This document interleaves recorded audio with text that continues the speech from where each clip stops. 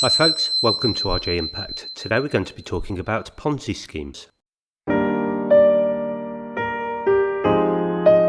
Now, a Ponzi scheme is a type of scheme in which investors, at first at least, are usually promised a large profit or reward and often at little to no risk. The high percentage payouts are funded from new investors whose own investment is used to make payouts to the earlier investors. Any true investments that the scheme actually makes are normally not sufficient to maintain the high payouts. Therefore, Ponzi schemes will tend to focus all their energy into attracting new clients to enable the scheme to pay earlier investments and so on. The scheme will at some point collapse or fall apart when new investors dry up and the scheme runs out of money to make payouts. Ponzi schemes are closely related to pyramid frauds because of the increasingly large numbers of additional people required at each stage to maintain the payouts to earlier investors.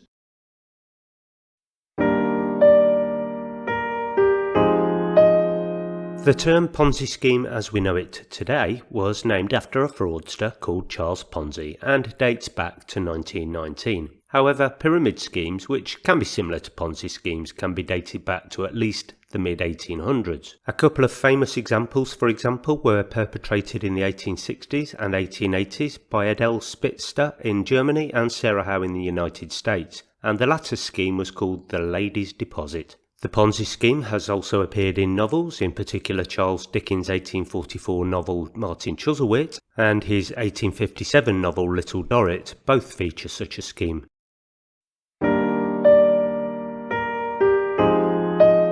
Here's our fraudster. Let's call him Mr. P. Now, Mr. P devises a new investment scheme that will give people, say, 50% return on their investment every year. Now, that's a huge return and should set alarm bells ringing with investors, but undaunted, he goes ahead. He advertises his investment scheme and gets investors to join him. Let's say they give him $2,000 each. He now has $6,000 from the three investors, which he puts into the bank.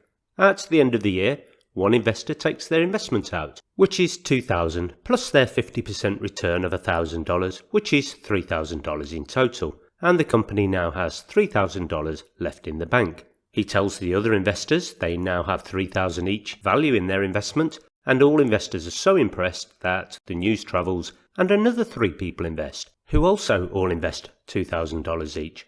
That's another $6,000 plus the $3,000 the company has left. In other words, $9,000 in total. Now, you can probably already see the problem. We have 5 investors in the scheme with $9,000 in the bank. That's $1,800 per person. In other words, the current investors have actually lost $200 each, or a 10% loss on their original investment.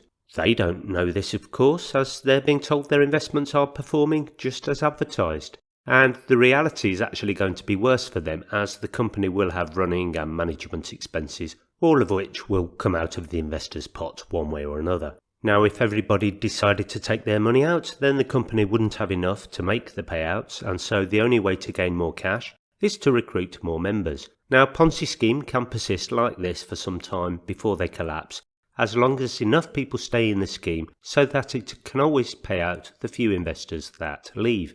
To carry out the fraud over a number of years, there's normally the requirement to falsify accounts and reports to regulatory bodies. Modern-day Ponzi scheme structures are often very complex and include large numbers of subsidiaries, many overseas, which can help cover up the fraudulent activities.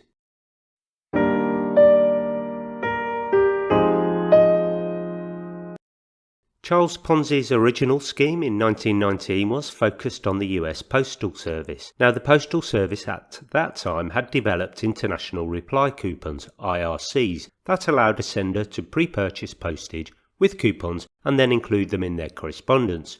The receiver would take the coupons to a local post office and exchange them for mail postage stamps. Under the company name Securities Exchange Company, he promised huge returns of 50% in 45 days or 100% in 90 days. Due to his apparent initial successes in the postage stamp scheme, investors were attracted in droves. Now, instead of actually investing the money, Ponzi just redistributed it and told the investors they'd made a profit. The scheme lasted until August of 1920, when the Boston Post began investigating the Securities Exchange Company. As a result of the newspaper's investigation, Ponzi was arrested by federal authorities in August 1920 and charged with several counts of mail fraud. And in 2 trials, Ponzi was sentenced to a total of 14 years imprisonment.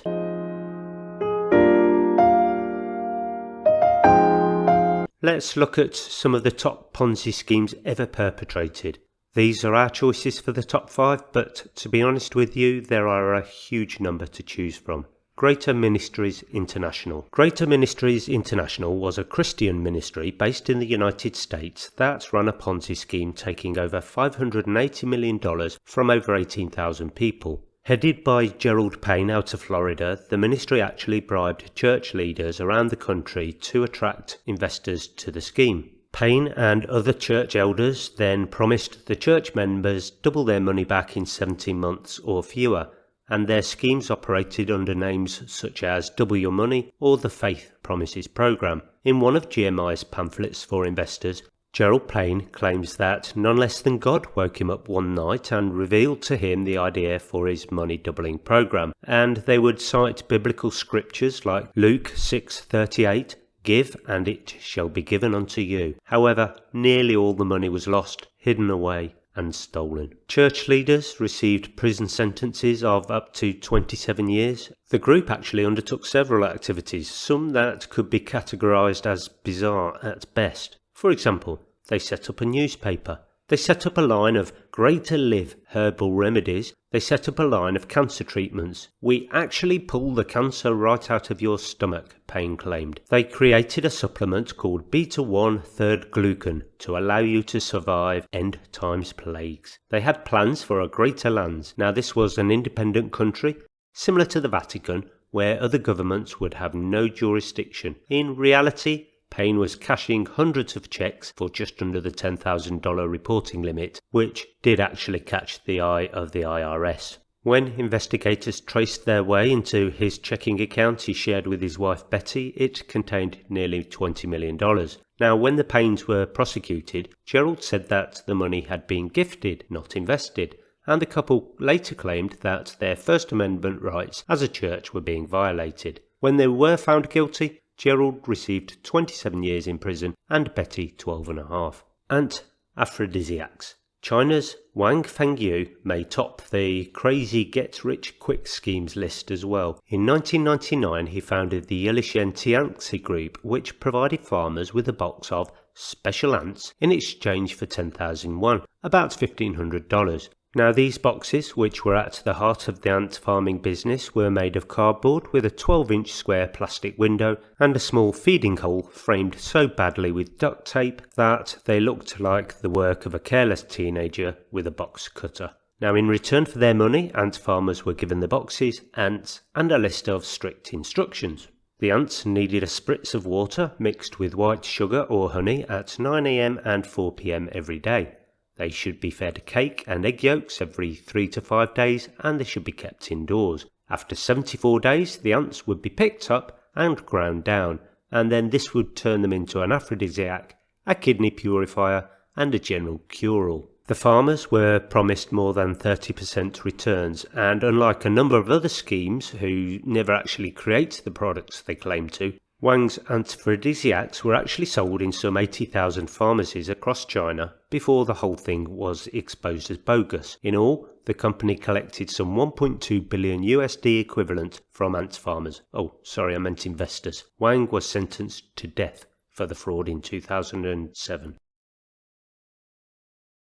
High yield hotel rooms. From 1999 to 2005, Michael Eugene Kelly managed to pull in almost $500 million from up to 18,000 elderly and retired people who thought they were investing in timeshares. They could either stay in the hotel rooms for 1 week out of the year or lease them through the scheme in what were called universal leases at a return rate of 11%, and every investor chose the latter option. Now this was a stereotypical Ponzi scheme, as funds from new investors were used to make these rental payments. Kelly was found out and charged by the SEC in 2007. He claimed to earn only $55,000 a year and had only $48,000 in assets, yet he offered a private jet, 4 yachts and a racetrack as collateral at his detention hearing. He eventually served 5 years in prison before dying of colon cancer. The country of Albania. Well, this is included because of the scale and number of Ponzi schemes which impacted most of the population of Albania and played a key part in the subsequent toppling of the regime. In the mid-1990s, Albania was transitioning into a liberalised market economy, after years under a state-controlled economy reinforced by the cult of personality involving long-time communist leader Enver Hoxha. The rudimentary financial system became dominated by pyramid schemes, and government officials actually implied that they approved of a series of these pyramid investment funds. Many Albanians, approximately 2/3 of the population, invested in them. In 1997, Albanians who had lost $1.2 billion in total took their protest to the street, where uncontainable rioting and attacks on government infrastructure led to the toppling of the government and the temporary existence of a stateless society. Although technically Ponzi schemes, the Albanian scams were commonly referred to as pyramid schemes. Bernie Madoff. Bernie is rightly included at number 1 here, as he is believed to have run the largest Ponzi scheme in history. On December the 10th, 2008, Bernard Madoff, who through the defrauding of his clients had created one of the most prominent financial firms on Wall Street, told his sons that his investments were all one big lie. The following day he was arrested and charged with a single count of securities fraud, and at that time the losses were estimated to be $65 billion, easily making it the largest fraud in history. High-profile investors who lost money in the fraud included Steven Spielberg, Kevin Bacon, Zsa Zsa Gabor and John Malkovich. Now, Madoff had founded a penny stock brokerage in 1960, which eventually grew into Bernard L. Madoff Investment Securities. He served as chairman until his arrest, and the firm became one of the top market maker businesses on Wall Street. According to an SEC indictment, 2 back-office workers who worked for Madoff had created false trading reports based on the returns that Madoff ordered for each customer. For example, when Madoff determined a customer's returns, one of the back-office workers would enter a false trade report with a previous date and then enter a false closing trade in the amount required to produce the required profit. Prosecutors alleged that the firm had actually designed a computer program specifically to backdate trades and manipulate account statements. In some cases, returns were allegedly determined before the account was even opened. Madoff was sentenced to 150 years in prison in 2009. Well, what do we make of all of this? Well, other than avoiding Ponzi schemes like the plague and being very suspicious of extremely high promised rewards, what can we say about Ponzi schemes? They're all frauds. I hope you've liked this content. If you do, please hit the like button, and if you hit the subscribe button, then the notification button, you won't miss out on future videos when they're published. Bye for now.